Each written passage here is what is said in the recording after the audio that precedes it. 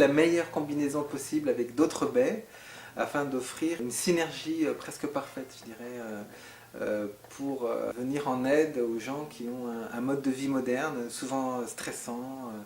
Voilà, ça serait vraiment de faire ça. Alors oui, car il renferme les principaux antioxydants, donc vitamine C, vitamine E, sélénium, bêta-carotène et de nombreux autres micronutriments agissant comme cofacteurs, dont le zinc et le magnésium, qui viennent renforcer le mécanisme naturel de protection cellulaire. C'est vraiment un complément alimentaire complet. Il manque peut-être la vitamine B6.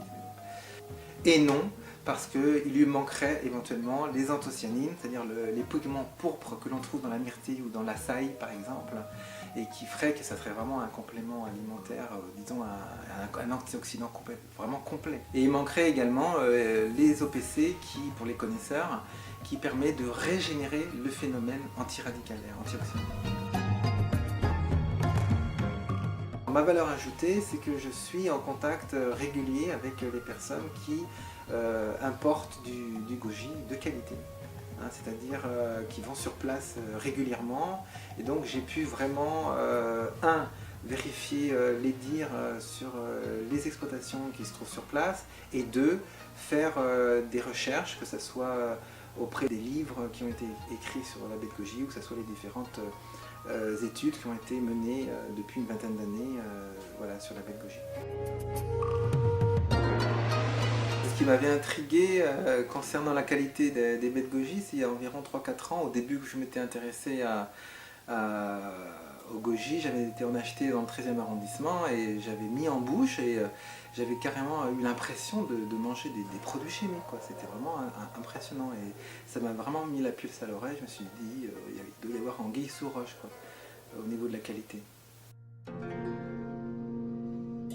Souvent c'est anti-fatigue, pour le surmenage en particulier, c'est pour l'humeur, c'est des infections épisodiques qui sont moins fréquentes, c'est jusqu'à certaines personnes qui me disent que leur analyse sanguine se sont normalisées. Enfin, des fois on entend des choses qui sont assez enthousiasmantes, on va dire. Il y a soit la poudre qui est plutôt réservée aux industries pharmaceutiques, j'allais dire, qui ont l'habitude de produire des gélules. Là, je pense qu'effectivement, il y aura un coût supplémentaire évident. Il y a également donc sous forme de jus.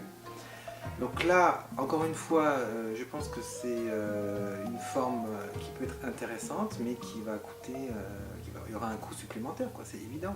Et ce qui est dommage dans le jus, c'est que justement on enlève les fibres. Les fibres sont les fameux polysaccharides qui ont une action prébiotique très intéressante, hein, c'est-à-dire qui favorisent la bonne flore intestinale.